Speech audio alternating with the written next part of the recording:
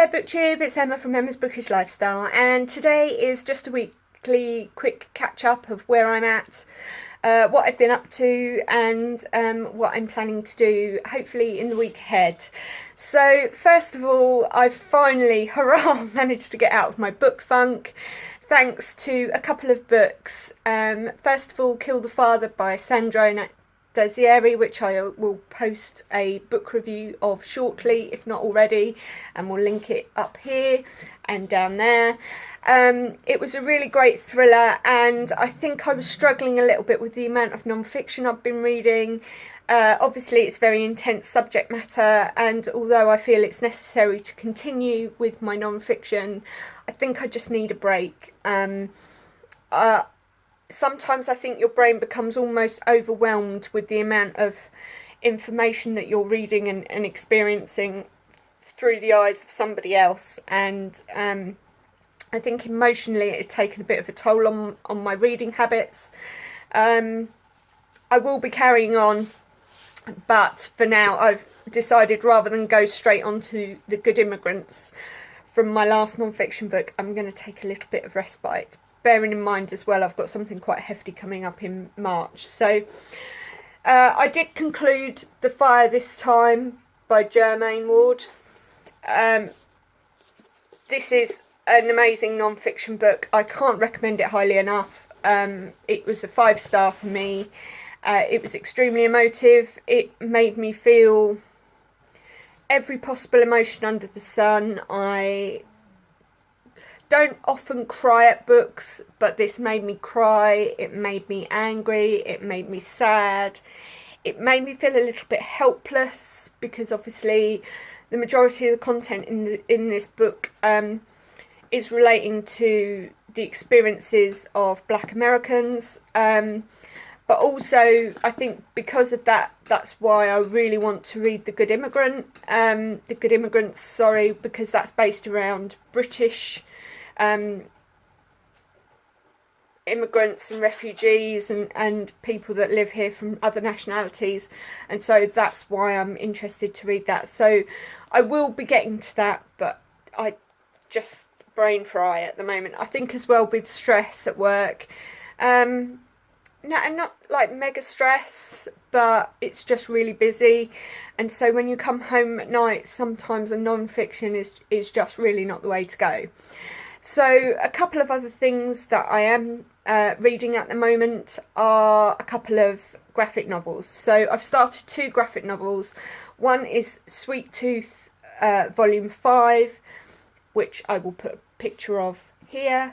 And the second one is Paper Girls Volume 1. I'm not much of the way through at the moment, but I'm enjoying both of them. Sweet Tooth, obviously getting through to volume 5.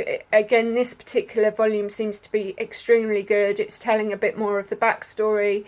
I think it's going to eventually lead up to the explanation why Sweet Tooth is the way he is, and the reason why these his friends are drawn to going to Alaska.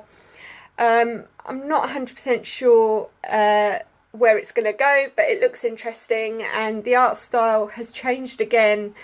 I don't always like that in the graphic novels, because usually I'm drawn in by an art style, so sometimes when they change I don't like it.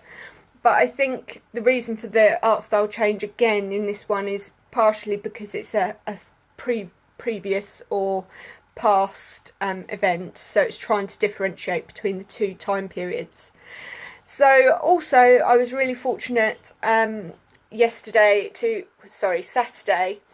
to be able to go and see Sue Perkins live and to experience her stage show Spectacles. And while I was there, my friend kindly bought me her book, which is a memoir, a loose memoir of her life. I have to say, from the bits that Sue read, it was hilarious. Her show is amazing. I find both Sue and Mel together and individually very funny ladies, and I really had a great night, and it was lovely to spend it with one of my closest friends. I have since come home and started reading it straight away. I'm already sort of 80 pages in.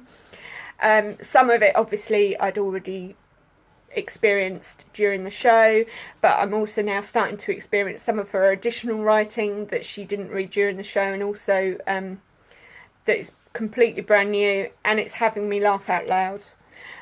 So I highly recommend, if you're in a bit of a reading slump and you want a bit of a giggle and you want a bit of a light-hearted read, something that will put a smile on your face. Definitely if you're a little bit older like I am. I was born in 1975, so some of the references are quite hilarious, and definitely relate to my childhood. Then highly recommend Sue Perkins' Spectacles. It's been out for a while, I believe, but it is her first book, and if it carries on like this, I can see that I will be wolfing my way through it. And finally, the next book that I'm trying to read at the moment is Sarah Waters' The Night Watch. Now, this is what I'm going to try and start reading this weekend. This was kindly gifted to me by Victoria of Eve's Alexandria. We've been doing a purchasing system whereby we buy each other a book each month. I'm looming up to my 2-month deadline because of my book slump, so I want to at least try and start it. We've got a major project starting in March, which is we are going to be reading War and Peace together. Now, as probably a lot of you know, it's a massive chunkster. It's, I think, about 1,600 pages. So it's going to take us pretty much, we've got like a little layout of how long it's going to take us. And I think it's going to take us something like 3 weeks, to sort of maybe more, to read it. And also, it's my birthday month in March. My birthday's on the 6th. So there'll be other stuff going on besides. So I'm hoping this can slot in between War and Peace sometimes when I need a bit of a mix it up, because I don't think Spectacles will still be there. I think I'll have whipped my way through it by then. So that is my reading week as it stands at the moment. Look forward to speaking to you soon, BookTube, and it would be great to have a chat in the comments down below. Let me know what you think. Let me know if you've read any of these. I know a lot of people have mixed feelings about The Night Watch. I've seen mixed reviews, but Victoria highly recommended it to me. And yeah, let's chat in the comments. Take care for now, BookTube. Bye.